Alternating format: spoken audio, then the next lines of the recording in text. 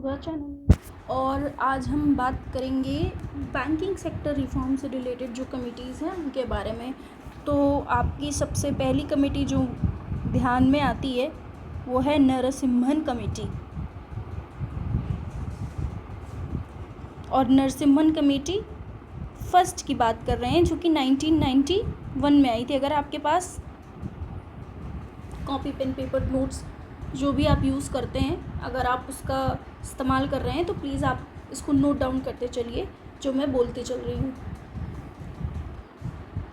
तो नरसिम्हन कमेटी सबसे पहले 1991 में आई थी और ये बैंकिंग सेक्टर रिफॉर्म से रिलेटेड थी और इसको कहीं कहीं पे फाइनेंशियल सेक्टर रिफॉर्म से रिलेटेड भी बोला जाता है। इस कमेटी का एक्चुअल में नाम था कमेटी ऑन फाइनेंशियल सिस्टम।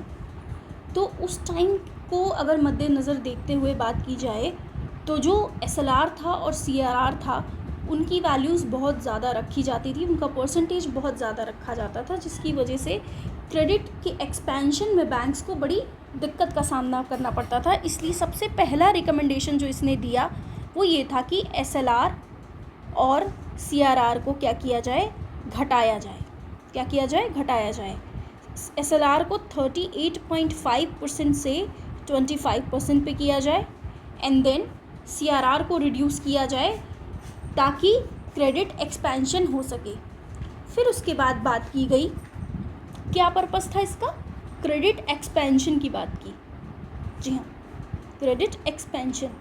फिर सेकंड नंबर की रिकमेंडेशन जो इसकी थी वो ये थी कि इंटरेस्ट रेट को लिबरलाइज किया जाए।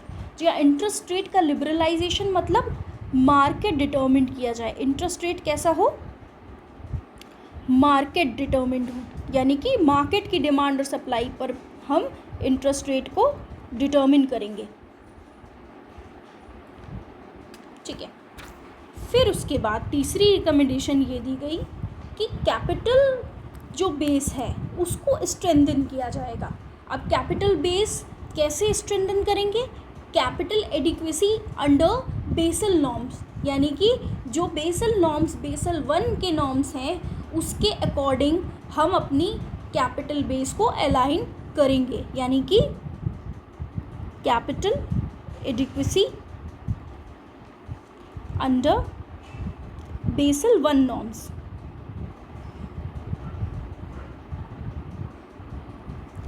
फिर उसने रिकमेंड किया कि जो पॉलिटिकल इंटरफेरेंस है बैंकिंग में उसको रिड्यूस किया जाएगा। जो बैंक के बोर्ड मेंबर्स होंगे वो उनका बहुत ज़्यादा पॉलिटिकल इन्फ्लुएंस नहीं होना चाहिए, उसको डीपॉलिटिसाइज किया जाएगा।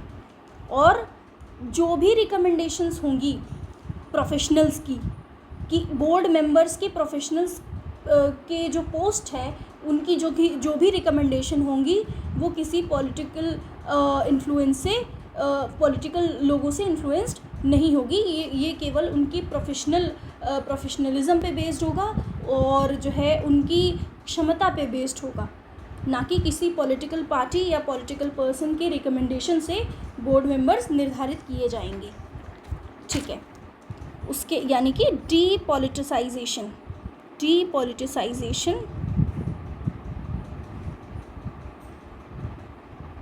ऑफ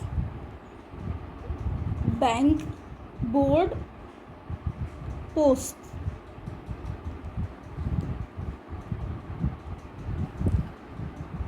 जी हाँ, फिर आता है आपका प्रायोरिटी सेक्टर लेंडिंग रैशनलाइजेशन। और उसके अलावा आपका फिर आता है 6 नंबर पे फाइनेंशियल सेक्टर को स्ट्रेंथन करना, फाइनेंशियल सेक्टर को बढ़ावा देना। कैसे देंगे, बैंक से जुड़ा हुआ कौन सा फाइनेंशियल सेक्टर है, मनी मार्केट। तो क्या करेंगे हम, मनी मार्केट को स्ट्रेंथन करेंगे। और उसके अलावा गवर्नमेंट की जो सिक्योरिटीज़ मार्केट है उसको बढ़ावा देंगे। और उसके अलावा क्या रिकमेंडेशन थी, टेक्नोलॉजिकल एडॉप्शन। और टेक्नोलॉजिकल एडॉप्शन किसमें, क्रेडिट डिलीवरी और एफिशिएंसी को इम्प्रूव करने में, जो कि बहुत ज़्यादा टेक्नोलॉजी तो 1991 में बहुत ज़्यादा आई नहीं थी आज के जैसे। फिर भी टेक्नोलॉजी उस हिसाब से जो भी वहाँ अवेलेबल टेक्नोलॉजी थी उसको हम ध्यान में रखेंगे और उसको इंक्लूड करने का प्रयास करेंगे।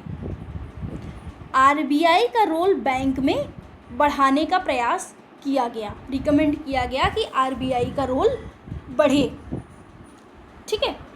एंड देन उसके बाद एक कमेटी आती है 2008 में, which is Raghuram Rajan committee. Raghuram Rajan committee, इस कमेटी का नाम था एक्चुअल में 100 स्मॉल स्टेप, ठीक है। इसका नाम था 100 स्मॉल स्टेप। ये किससे रिलेटेड है? रघुराम राजन से। कभी भी एमसीक्यू में पूछ लिया जाए तो याद रखिएगा। तो इसने किसकी बात की थी? इसने, ये भी बैंकिंग सेक्टर से रिलेटेड थी, मॉनेटरी पॉलिसी से रिलेटेड थी, जी हाँ, आरबीआई से रिलेटेड थी। और इसने क्या बात की? फिनेंशियल इंक्लूजन की बात की, जी हाँ। और ये अडॉप्ट कब किया गया फिनेंशियल इंक्लूजन? 2016 में, जब जनधन योजना एंड यूनिवर्सल बैंकिंग की बात की, यूनिवर्सल एक्सेस टू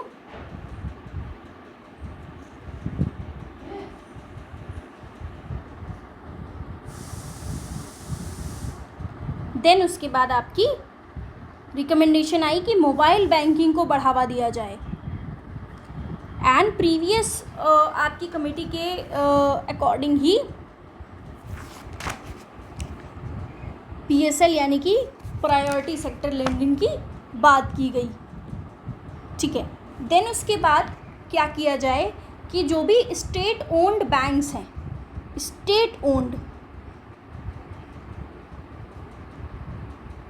उनको थोड़ा ऑटोनमी दी जाए। क्या दी जाए?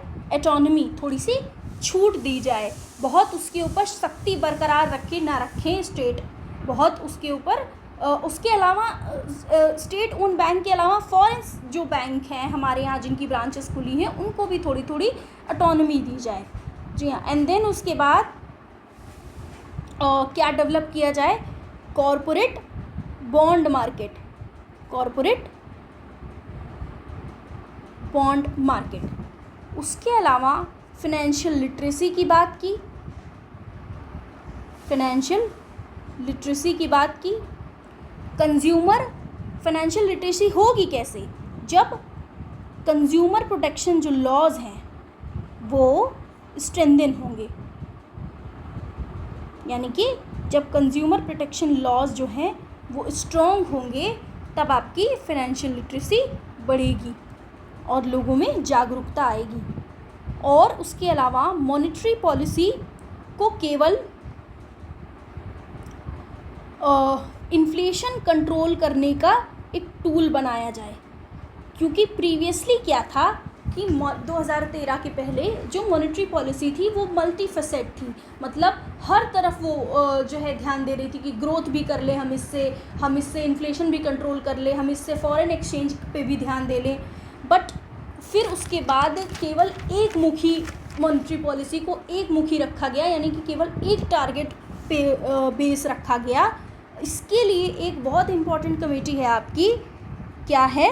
उर्जित पटेल कमेटी, जी हाँ, उर्जित पटेल कमेटी। इस कमेटी के बारे में आपने ज़रूर सुना होगा। इस कमेटी का एक्चुअल में नाम बहुत बड़ा है, जो कि बोला गया था expert committee to revise and strengthen monetary policy framework. जी हाँ, तो ये आरबीआई के लिए बनाई गई थी और आरबीआई द्वारा बनाई गई थी, और इसकी रिपोर्ट बनाई भले ही 2013 में गई हो, बट इसकी रिपोर्ट सबमिट की गई 2014 जनवरी में, ठीक है। एंड उसके बाद इसका क्या बड़ा रोल था कि मॉनेटरी पॉलिसी को स्ट्रेंथन करना है। क्या करना है? स्ट्रेंथन, यानी कि मजबूत करना है, और मॉनेटरी पॉलिसी को एक मुखी करना है, यूनी डायरेक्शनल। हालांकि ये टर्म लिखा नहीं है, ये टर्म मैंने खुद इजाद किया है, यूनी डायरेक्शनल। अब वो डायरेक्शन क्या है हम आगे पढ़ेंगे। सबसे की रिकमेंडेशंस में से एक जो बहुत ही इम्पॉर्टेंट है कि हमारी मॉनेटरी पॉलिसी यूनी डायरेक्शनल यानी कि इन्फ्लेशन टारगेटिंग होनी चाहिए।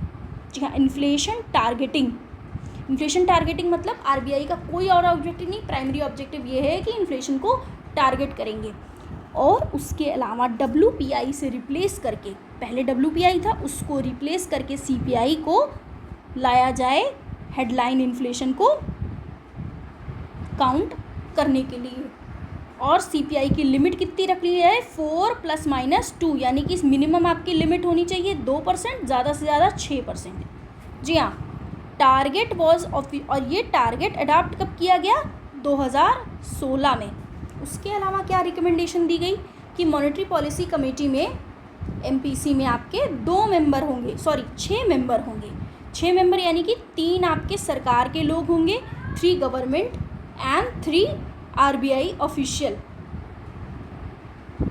कमेंट सेक्शन में आप बताएंगे कि अभी जो करंट में RBI ऑफिशियल्स हैं वो कौन से हैं कमेटी में, लेटेस्ट मॉनेटरी पॉलिसी कमेटी जो आई थी, और 3 गवर्नमेंट के लोग कौन से हैं। जी हाँ, उसके अलावा क्या रिकमेंडेशन आई कि फिस्कल डेफिसिट को रिड्यूस किया जाए। जी हाँ, फिस्कल डेफिसिट अगर रिड्यूस होगा, क्योंकि फिस्कल डेफिसिट अगर बहुत ज़्यादा होता है तो यानी कि सरकार खर्च बहुत कर रही है। सरकार खर्च बहुत कर रही है, इसका मतलब इकोनॉमी में बार बार इन्फ्लेशन बहुत ज़्यादा आ रहा है। इन्फ्लेशन बहुत ज़्यादा आ रहा है तो उसको कंट्रोल करने के लिए मॉनेटरी पॉलिसी को और जोर लगाना पड़ेगा।